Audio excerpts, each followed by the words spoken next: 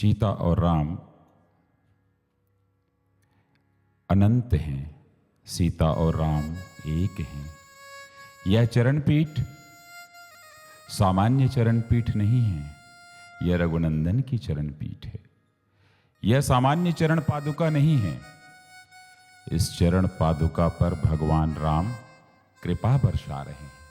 इसीलिए लिखा गया, प्रभु करि कृपा पावरे देने, प्रभु करि कृपा पावरे देने, सादर भरत शीस धरि लेने, सादर भरत शीस धरि लेने।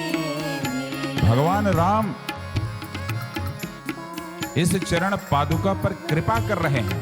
प्रभु करी कृपा, प्रभु कृपा कर रहे हैं, इस पांवरी पर कृपा बरसा रहे हैं। प्रभु कैसी कृपा?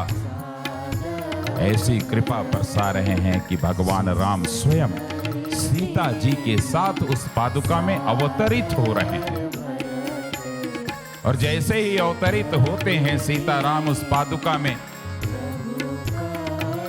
उसे भरत जी अपने शीश पर धारण कर लेते हैं, क्योंकि राज सिंहासन कभी भी नीचे नहीं रखा जाता।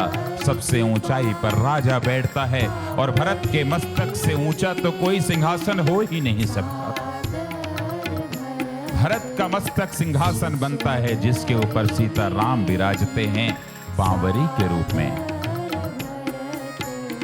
शीस धरि लेने, प्रभु करि कृपा पावरी देने, प्रभु करि कृपा पावरी देने, सादर भरत शीस धरि लेने, सादर भरत शीस धरि लेने।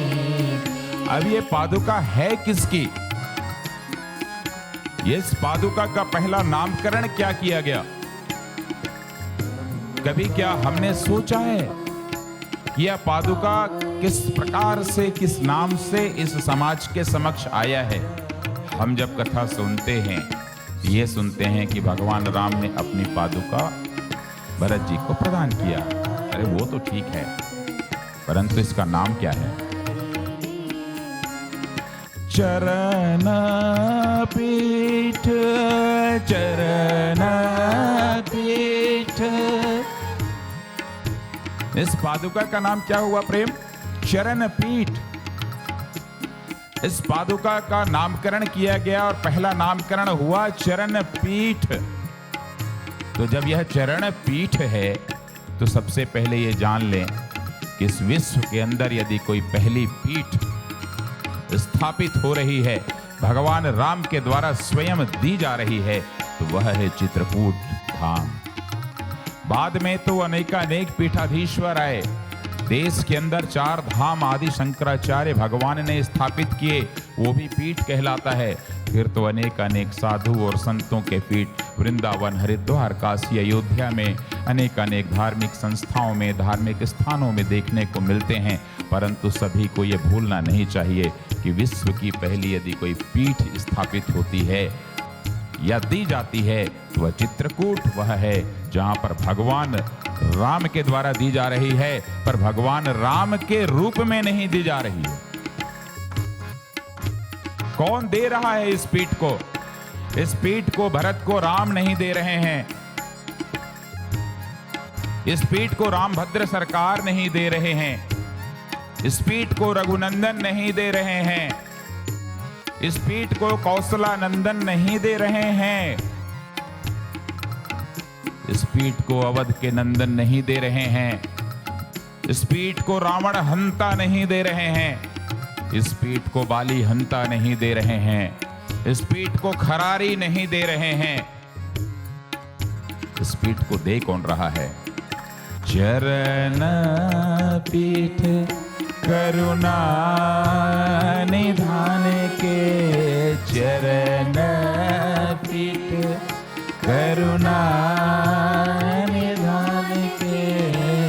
कौन दे रहे हैं?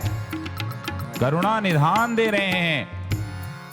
बाबा लिखना चाहते तो लिखते कि राम दे रहे हैं, श्री राम दे रहे हैं, रामभद्र दे रहे हैं, राघव सरकार दे रहे हैं, पर करुणा निधान दे रहे हैं। तो बाएं ओर की जो पीठ है पादुका वह करुणा है सीता, दाएं ओर की पादुका स्वयं निधान है जो करुणा के पति हैं, करुणा के सागर हैं, उनके श्री रामभद्र सरकार हैं। तो इस पीठ को दे कौन रहा है? करुणा निधान दे रहे हैं। क्यों? क्योंकि करुणा के सागर से ही क्रांति पैदा होती है। वह तमसा का तट था जिस तट पर वाल्मीकि रामायण ने पहला विश्व का श्लोक लिखा, करुणा से उत्पन्न हुआ। पीठ करुणा निधान के। और करेगी क्या ये पीठ? इस पीठ का कार्य क्या रहेगा? जनु जुग जामिक प्रजा प्राण के, जनु जुग जामिक प्रजा प्राण के, जनु जुग जामिक। यह चरण पादुका प्रजा का प्राण इसमें बसने वाला था। यदि यह चरण पादुका नहीं दिया जाता राघव सरकार के द्वारा, करुणा निधान के द्वारा, तो प्रजा जो थी अयोध्या की पूरी मृत्यु को प्राप्त कर लेती। और जब प्रजा नहीं होती तो भरत कैसे होते, प्रजा नहीं होती तो शत्रुघ्न कैसे होते, प्रजा नहीं होती तो माताएं कैसे होती। अयोध्या की राज जो दीवार है गिर जाती, ढह जाती। इसलिए भगवान को पता था कि नहीं, इससे काम नहीं चलने वाला है, सबके प्राणों की रक्षा करना आवश्यक है। इसलिए उन्होंने यह पीठ जो करुणा निधान ने दी, जो चरण पीठ कहलाई, वह भरत को दे रहे हैं ताकि लोगों के प्राणों की रक्षा का यह अवलंब बने, उसका माध्यम बने। चरण पीठ करुणा निधान के, चरण पीठ करुणा निधान के, जनु जुग जामिक प्रजा प्राण के, जनु जुग जामिक प्रजा प्राण के। और क्या गुण है इस चरण पीठ में? कौन सा ऐसा गुण है? राम के चरण की विशेषता क्या है? सोचिए। पद राजीव बरनी नहीं जाए, पद राजीव बरनी नहीं जाए। राजीव लोचन के पद का वर्णन किया ही नहीं जा सकता कि क्या विशेषता है। अवर्णनीय है, अकथनीय है, जिसकी परिभाषा ही नहीं की जा सकती, अपरिभाषित है। बोले क्यों? मुनि मन मधुप बसहि जेन माही, मुनि मन मधुप बसहि जेन माही, मुनि मन मधुप बसहि जेन माही। यह सामान्य चरण पादुका नहीं है, भगवान राम का चरण कमल जो अवर्णनीय है। इस चरण पद को पाने के लिए व्याकुल तो गुरु वशिष्ठ भी हुए। बाबू प्रेम उत्तर कांड में गुरु वशिष्ठ ने भगवान राम से भक्ति मांगी है साहब। इतना ही नहीं, किसने नहीं मांगी? सरभंग ने मांगा, भारद्वाज ने मांगा, सुतीक्ष्ण जी ने मांगा, अगस्त्य जी ने मांगा, बाकी पात्रों ने मांगा वो तो छोड़िए साहब। भगवान शंकर को भी भक्ति मांगनी पड़ी थी भगवान राम से। वो है चरण कमल उनका, जिसका वर्णन नहीं किया जा सकता। और राम जी के गुरु वशिष्ठ जी को उत्तरकांड में जाकर के भक्ति मांगनी पड़ी है भगवान राम से, वो हैं राम। तो उनका जो पद, जो चरण है, वह वर्णन किया ही नहीं जा सकता। उसकी खूबसूरती इतनी है, उसमें इतनी ताकत है, उसमें इतनी ऊर्जा है।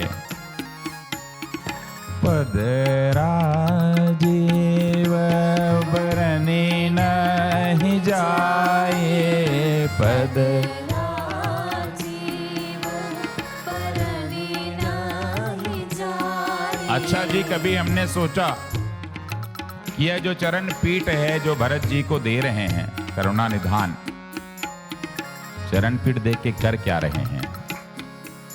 तो चरण पीठ में जब सीता और राम विराजित होते हैं तो फिर अयोध्या का राजा कौन बनता है? सांकेतिक रूप से उसी समय ही अयोध्या के राजा बन जाते हैं सीताराम। राम राज्याभिषेक हो रहा है। भौतिक रूप से राम के राज्याभिषेक होने के 14 वर्ष पूर्व चित्रकूट में राम का राज्याभिषेक हो रहा है साहब। और इस राज्याभिषेक में जहां चरण पादुका शासन करेगी, उसका युवराज बन रहा है भरत। अयोध्या का युवराज घोषित हो रहा है भरत, जो कि राम की भौतिक अनुपस्थिति में उस अयोध्या को चलाएंगे। तो भरत 14 वर्ष बाद युवराज बने, जब श्री राम को राज्याभिषेक हुआ भौतिक रूप से। परंतु जिस दिन इस चरण पीठ को भगवान राम ने दिया है, उसी दिन भरत जो हैं युवराज बन जाते हैं साहब। दोनों भाइयों की जो सोच थी, दोनों सोच वहां पर पूरी हो रही है। भरत चाहते थे कि भगवान राम का राज्याभिषेक हो, और उस राज्याभिषेक को राम प्राप्त कर रहे हैं उस चरण पादुका के माध्यम से। और राम चाहते थे भरत युवराज बने। उनके पिता चाहते थे कि अब भरत युवराज बन ही जाए। उनकी माता चाहती थी कि कई युवराज भरत बन ही जाए। तो राम घोषित अघोषित रूप से भरत को 14 वर्ष पूर्व युवराज बना देते। भगवान राम जीवन दे रहे हैं, प्राण दे रहे हैं, क्योंकि राम के बिना जीवन असंभव है। अच्छा, भगवान राम का जन्म कहां हुआ, अवतरण कहां हुआ? अयोध्या में। भगवान राम का अवतरण कहां हुआ? अयोध्या में हुआ। और सीता जी का अवतरण कहां हुआ? जनकपुर में हुआ। दोनों अलग अलग स्थान पर अवतरित हो रहे हैं। यदि सीता और राम जब एक हैं, तो यदि देखें अवतार के दृष्टिकोण से, तो ये अपूर्ण अवतार है कि एक तरफ एक स्थान पर श्री राम अवतरित हुए, दूसरी तरफ सीता जी अवतरित हुई। पर वाहरे भरत, जिसने उस चरण पादुका में एक साथ सीता और राम को अवतरित कर दिया। प्रभु करि कृपा पावरे देने, प्रभु मनोज शत्रुपा जी के कारण राम अवतार आए। दशरथ जी के यहाँ कौशल्या जी की कोख में सीता जी अवतरित हुई धरती से जनकपुर में। दोनों का पूर्ण अवतार एक साथ, यदि हिंदू धर्म के अंदर यदि जितनी भी चीजें हैं, जितने भी अवतार हुए हैं, तो देखेंगे एक साथ यदि कोई अवतार हो रहा है, सीता और राम का तो चित्रकूट में हो रहा है, जो कि यात्रा के रूप में चल करके अयोध्या में जाकर स्थापित होंगे।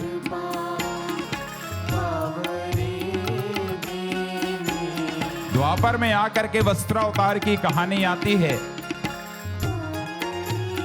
द्रौपदी के मान और सम्मान की रक्षा के लिए जब भगवान कृष्ण वस्त्रावतार के रूप में अवतरित होते हैं, तो वह भी अपूर्ण अवतार है, क्योंकि अकेले कृष्ण वहां वस्त्र दिए थे, राधिका रानी ने। यह पूर्ण अवतार है, जहां सीता है वाम भाग में, दक्षिण भाग में राम है। सादर भरत शीस धरि सादर भरत। सीता और राम के अवतार की खूबसूरती संत समाज हिंदी वर्णमाला के आधार पर जब हम जाते हैं तो सीता जी क्या है? ब्रह्म है। राम जी क्या है? ब्रह्म है। हिंदी वर्णमाला के क्रम के हिसाब से भी यदि हम देखते हैं तो ब्रह्म 4 शब्दों से मिलकर बना है। ब र ह म। ब र ह म। ब जो है हिंदी वर्णमाला का 23वां अक्षर है, र 27वां अक्षर है, ह 33वां अक्षर है, म 25वां अक्षर है। चारों अक्षरों के जब क्रमांक को मिलाते हैं तो टोटल होता है योग 108। कितना होता है? 108। इसलिए मनके का जो होता है, माला जो होती है, कितनी होती है? 108 मन का होता है। इसीलिए होता है क्योंकि ब्रह्म के उस हिंदी वर्णमाला के आधार पर जब हम क्रमबद्ध रूप से उसको योग करते हैं तो 108। पर कभी हमने सोचा सीता और राम का क्या होता है? सीता जो है 4 शब्दों से मिलकर बनता है। स ई त आ। स ई त आ। स 32वां है वर्णमाला के क्रमांक में, ई चौथा है, त 16वां है और आ दूसरा है। जब इसको मिलाते हैं तो योग होता है 54। कितना होता है? 54। और जब हम राम बोलते हैं तो कहते हैं र आ म। 3 शब्द आता है, र आ म। र होता है 27वां, आ होता है आ दूसरा और माँ होता है 25वें नंबर पे। तीनों को मिलाते हैं तो बनता है 54। तो सीता 54 होती हैं मनके में, राम 54 होते हैं मनके में, और ये 54 और 54 मिलकर के ब्रह्म बनते हैं 108।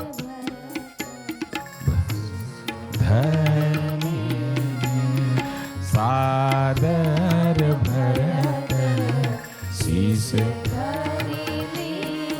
चित्रकूट में जब यह चरण पादुका जाती है तो वहां स्थापना होती है। अयोध्या में राजा सिंहासन में बैठता है, भरत का मस्तक सिंहासन बनता है। ऊंचाई में राजा बैठता है, भरत के मस्तक से ऊंचा विश्व में कोई सिंहासन नहीं हो सकता। राजा किष्किंधा ठुकराए, राजा राम किष्किंधा ठुकराए और राजा राम लंका ठुकराए, और वाह रे भरत जिसने अयोध्या ठुकराया। राम जी ने तो किष्किंधा ठुकराया, चाहते तो सुग्रीव को राजा नहीं बन जाते, स्वयं राजा बनते। राम जी ने लंका ठुकराया, चाहते तो विभीषण राजा नहीं बनते, स्वयं राजा बनते।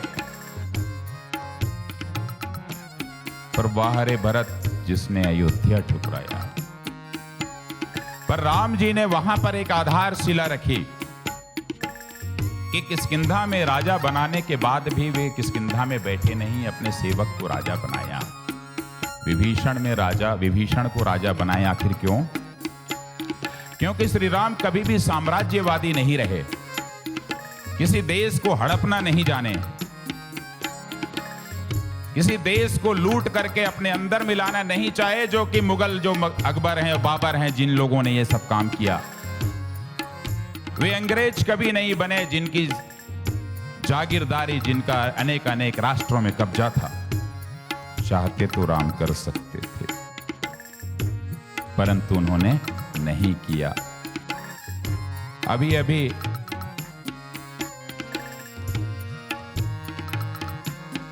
एक सज्जन ने पूछा, इस्लाम धर्म अनेक देशों में है और क्रिश्चियन धर्म अनेक देशों में है, परंतु हिंदुओं का दुर्भाग्य है कि वो सिर्फ भारतवर्ष में सिमटे हुए हैं और कहीं नहीं हैं। मुझसे प्रश्न पूछा गया, ऐसा क्यों होता है? हमारे और भी देश क्यों नहीं हैं? यही तो हिंदुस्तान की खूबसूरती है कि भगवान राम जब किष्किंधा में अपना शासन नहीं बनाए, लंका में नहीं बनाए, तो आज का राजा ऐसा क्यों करेगा? नहीं करेगा, क्योंकि हिंदुस्तान हिंदुओं का है। यह मुगलों का नहीं है, यह हूणों का नहीं है, यह अंग्रेजों का नहीं था, यह हिंदुओं का देश है। और हिंदू शासक या प्रजातंत्र में जो लोग भी हुए कभी भी साम्राज्यवादी नहीं है।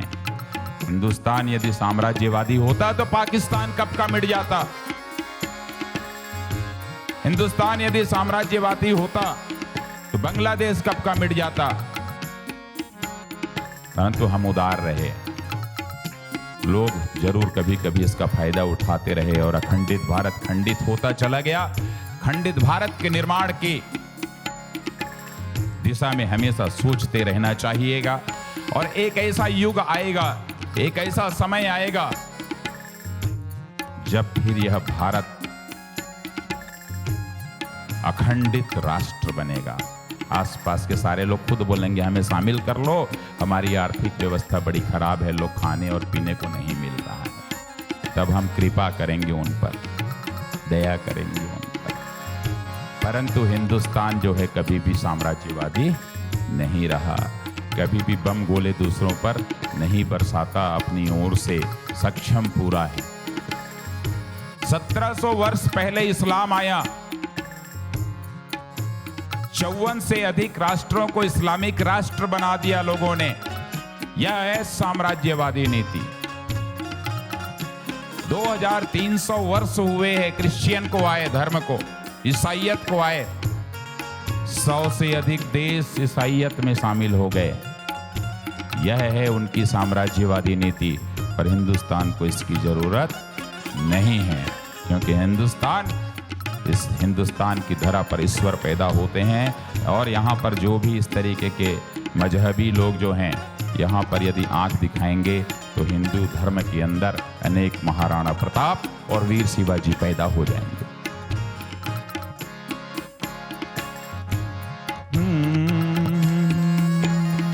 पावरे देने प्रभु तारी।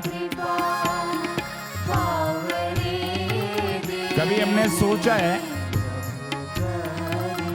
नरसिंह भगवान का अवतार कहाँ हुआ? थल में हुआ, घर के अंदर हुआ, दरवाजे के बीच में हुआ। श्री कृष्ण का अवतार कहाँ हुआ? धरती में हुआ।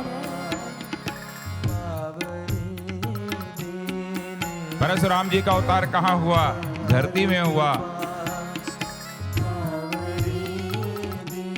परंतु कोई ईश्वर किसी के सिर पे अवतरित हो सकता है, यह देश नहीं पूरे विश्व की एकमात्र घटना है जहां पर भरत के शीश पर राम अवतरित हो रहे हैं। साहब वो है भरत। भरत के मस्तक में न जल है, न थल है, न वायु है। श्री राम श्री सीता जी का जो अवतरण हो रहा है, न जल में हुआ, न थल में हुआ, न वायु में हुआ। कहाँ हुआ? भरत के मस्तक पर। कभी कल्पना करके देख लीजिए कि यदि भरत अयोध्या में उस राज मुकुट को पहन लेते तो क्या यह चरण पादुका का मुकुट उन्हें मिल पाता?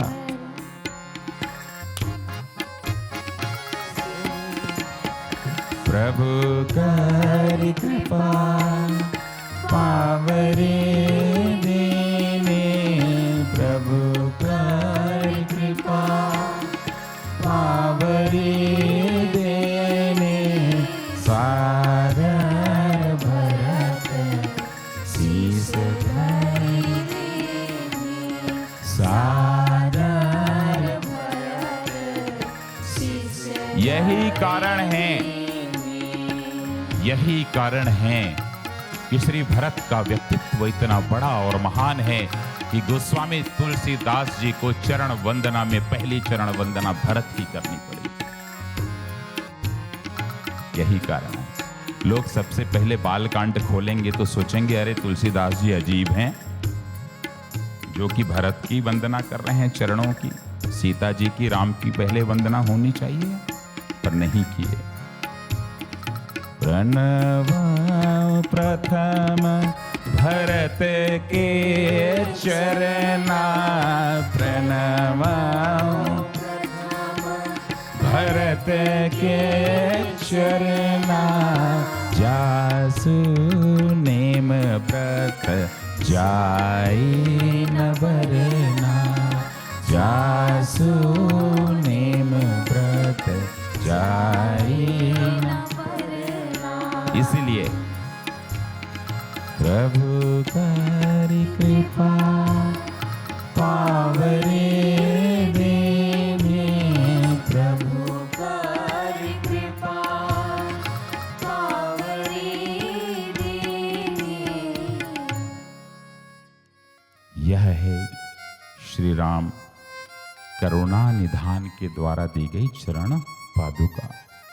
साहब, चरण पीठ करुणा निधान के, जनु जुग जामिक प्रजा प्राण के।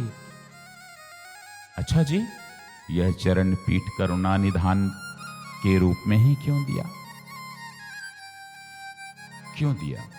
राम जी के रूप में क्यों नहीं दिया? मर्यादा पुरुषोत्तम के रूप में क्यों नहीं दिया? राघव के रूप में क्यों नहीं दिया? मन जाहि राचेउ मिले ही सोबर, सहज सुंदर सांवरो। मन जाहि राचेउ मिले ही सोबर, सहज सुंदर सांवरो। करुणा निधान सुजान शील, स्नेह जानत रावरो, स्नेह जानत रावरो। क्यों दिया? श्री राम जी का श्री सीता जी से पाणी ग्रहण से पहले जब वे पुष्प वाटिका में श्री राम को मांगने जाती हैं पार्वती जी के पास में, तो पार्वती जी यही कहती हैं ना कि मन जाहु राच्यो मिले सोबर, सहज सुंदर सांवरो। तुम्हारे मन में जो बर चल रहा है वह मिलेगा, जो सहज है, सुंदर है और क्या है? सांवला है। तो पार्वती जी सहज बोली और सुंदर बोली और रुक गईं। तो सीता जी बोली इसे स्पष्ट करो। सहज तो लक्ष्मण भी दिख रहे थे, सुंदर तो लक्ष्मण भी थे, गोरे थे। स्पष्ट करिए कि वो वर काला होगा या गोरा होगा। तो पार्वती जी को फिर आखिरी में कहना पड़ा सांवरो। मन जाहि राज मिले ही सोबर, सहज सुंदर सांवरो। जैसे ही सांवरो बोली तो सीता जी उछल गई और उछल के भागने लगी कि हम तो चले, हमारा काम हो गया। पार्वती जी ने कहा सुन सुन सुन बिटिया, इधर आ, इधर आ, बहुत सारी चीजें आज देती हूं मैं। बोले और क्या दोगी? बोले उसका नाम होगा। बोले क्या? करुणा निधान। सीता और राम जी के विवाह से पूर्व ही पार्वती जी ने श्री राघव सरकार का क्या नाम रखा? करुणा निधान। करुणा निधान सुजान शील, स्नेह जानत रावरो, स्नेह जानत रावरो। सीता जी को पता लगा कि माँ पार्वती जी ने जब उन्हें करुणा निधान का नाम दिया है तो विवाह के बाद सीता जी हमेशा प्रेम से घर में राम जी को राम नहीं कहती थी, राघव नहीं कहती थी, रामभद्र नहीं कहती थी, अकेले में बोलती थी हे करुणा निधान सुनो ना। तो घर का उनका नाम हो गया। जैसे आपकी पत्नी आपको घर में किसी उपनाम से बोलते होंगे, या कई लोग ए जी, सुनोगे, ऐसा बोलते हैं पुराने लोग। आजकल तो बड़ा अजीब सा हो गया है, ये छोनो इधर आओ, अब बेटा इधर आओ, ये बेटू मेरे, ऐसा पता नहीं अजीब सा हो गया है आजकल की संस्कृति कल्चर। तो उस समय नामकरण जो हुआ तो सीता जी क्या कहती थी? करुणा निधान, ठीक है ना। तो इस तरीके का नाम जो है पुकारती थी घर पे। और इसीलिए जब हनुमान जी महाराज अशोक वाटिका में जब विश्वास दिलाना होता है सीता जी को कि मैं छोटा जरूर हूं पर मैं राम का सेवक हूं, मुझ पर भरोसा करो, विश्वास करो, तो सीता जी को विश्वास नहीं हो रहा था। बोले ये तो मोह की वाटिका है, इस मोह की वाटिका में दिक्कत हो जाएगी। यदि कोई राम का भक्त अपने आप को बता रहा है और एक ही फीट का है, लघु रूप में थे सामने, तो कैसे राम के भक्त होंगे? मैंने तो बचपन से, विवाह के बाद से कभी देखा ही नहीं कि राम का इतना छोटा दोस्त होगा 1 फीट का। तो विश्वास दिलाने के लिए क्या बोले थे? राम सिया राम सिया राम जय जय राम, राम सिया राम जय जय राम, राम सिया राम सिया राम जय जय राम, राम सिया राम जय जय राम। हाँ रामदूत में मातु जानकी, सत्य शपथ करुणा निदान की, राम सिया राम जय जय राम, तो बोलो राम सिया राम जय जय राम, तो कह दो राम सिया राम राम जय जय राम, तो बोलो राम सिया राम जय जय राम। तो ये करुणा निधान शब्द पार्वती जी ने दिया था। इसीलिए जब पता था हनुमान जी को कि घर में तो हमारी अम्मा जो हैं हमारे पिताजी राम जी को करुणा निधान कहती थी, इसीलिए करुणा निधान कह करके विश्वास दिलाया है। तब जाके सीता जी को विश्वास होता है कि जरूर ये राम जी का सेवक है। तो फिर एक पादुका बन जाती है साहब पार्वती। एक पादुका क्या बन जाती है? पार्वती। और दूसरी पादुका क्या हो जाती है? शंकर।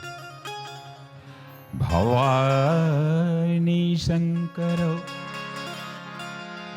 भवानी शंकर, श्रद्धा विश्वास रूपिण, भवानी शंकर वंदे श्रद्धा विश्वास रूपिण, याभ्याम विना न पश्यन्ति सिद्धाः स्वान्तः स्थमेश्वरम्। तो एक पादुका श्रद्धा बन जाती है और एक पादुका क्या बन जाती है साहब?